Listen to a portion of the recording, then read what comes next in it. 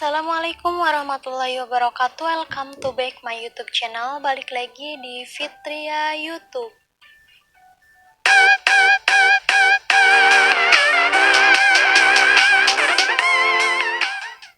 Nah, jadi teman-teman ada pertanyaan masuk, apakah wanita haid itu boleh melakukan zikir ataukah tidak?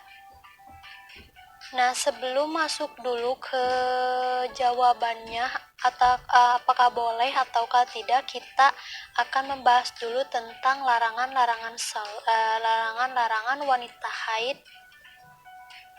Nah, di sini ada 7 larangan dalam Islam tentang wanita haid dan wanita nifas.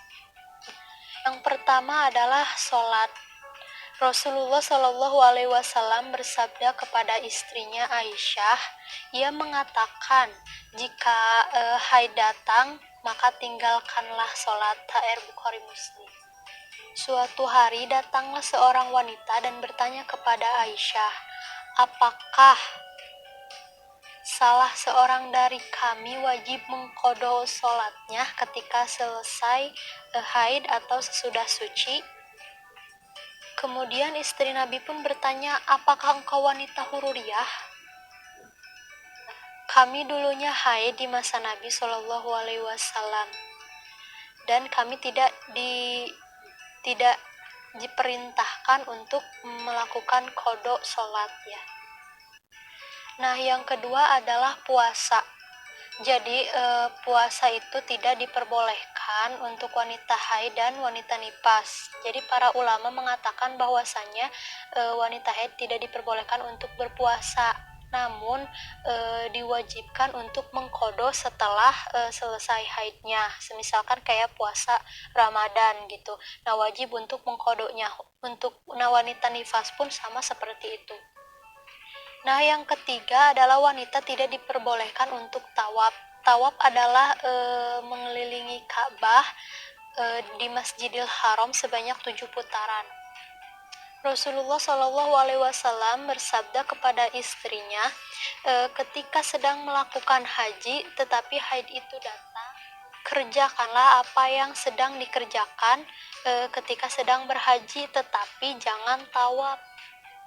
Nah, yang keempat adalah membaca Al-Quran.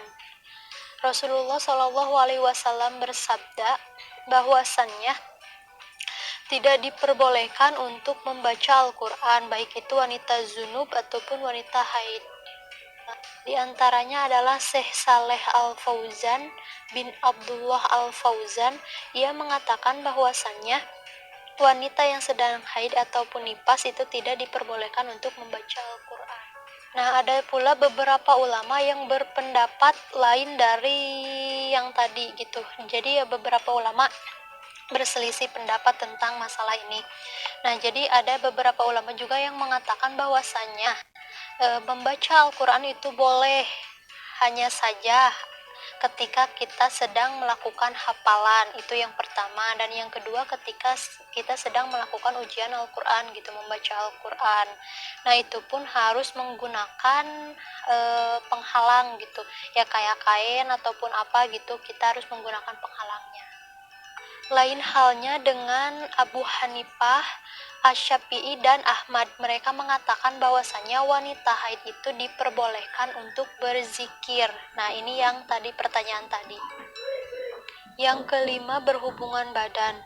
Allah berfirman, mereka bertanya kepadamu tentang haid, katakanlah haid itu kotoran, dan hendaklah kamu untuk menjauhi wanitamu atau istrimu ketika sedang haid, dan mendekatilah ketika ia sudah suci. Yang keenam adalah berdiam diri di masjid. An-Nawawi mengutip ucapan dari Ahmad bin Hanbal, haram bagi wanita yang berdiam diri di masjid, terkecuali mereka hanya jalan atau melintasi masjid itu. Nah, yang ketujuh adalah talak. Talak itu menurut bahasa adalah membiarkan atau melepaskan gitu. Nah, sedangkan menurut istilah adalah melepaskan ikatan pernikahan.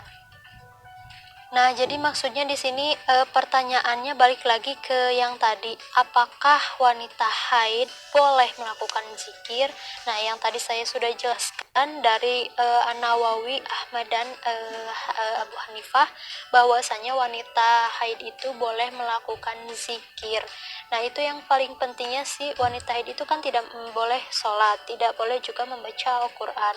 Nah, yang perlu kita ingat bahwasannya wanita itu boleh berzikir. Jadi kita itu masih diberi kesempatan untuk mengingat Allah dalam keadaan haid pun gitu.